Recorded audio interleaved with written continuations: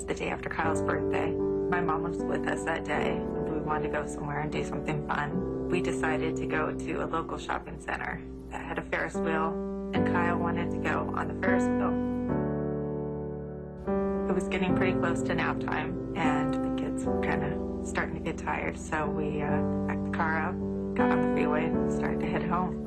While we were driving home, Emma and Katie were watching a movie on TV, and Kyle was playing with a new Nintendo DS he just got for his birthday. After 10 minutes being in the car, I was stopped in traffic, and I turned around to check on the kids, and that's when I noticed that Katie was falling asleep. So I reached back and I tickled her toes, and that was one of the last things that I remember. I literally ran to the emergency room at that point. They took me back into a small room, and the doctor told me, I'm sorry, but Katie has expired. A few more minutes went by. They told me there was a call from the doctor from Saddleback Hospital. I got on the phone, and the first thing I said was, please tell me Emma's alive. And he said, I'm sorry, but Emma has expired. I just dropped the phone. Couldn't believe that was happening. It's almost like my world black at that point. Emma was at a third hospital, 30 to 40 minutes away from where we were.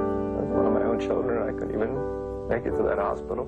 I just remember screaming, and I didn't know how I could be alive, and they could have died. And I asked about Kyle. They didn't know if he was going to make it. I didn't want Kyle to be alone. I didn't want him to be scared when he woke up.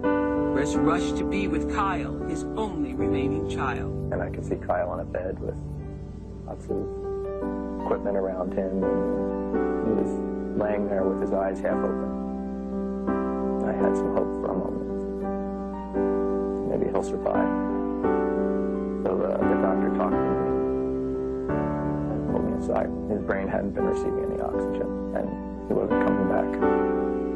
He suggested a stop life support. So we decided to get Lori transported so we could say goodbye together. I got to hold his hand and talk to him, spend time with him, telling him I'm sorry this happened. His eyes were open, and I thought he was alive. I thought they were all wrong. Climbing out of the wheelchair as best she can to hug Kyle, saying he's got to go be with his sisters now. His sisters are waiting for him. So we stopped life support.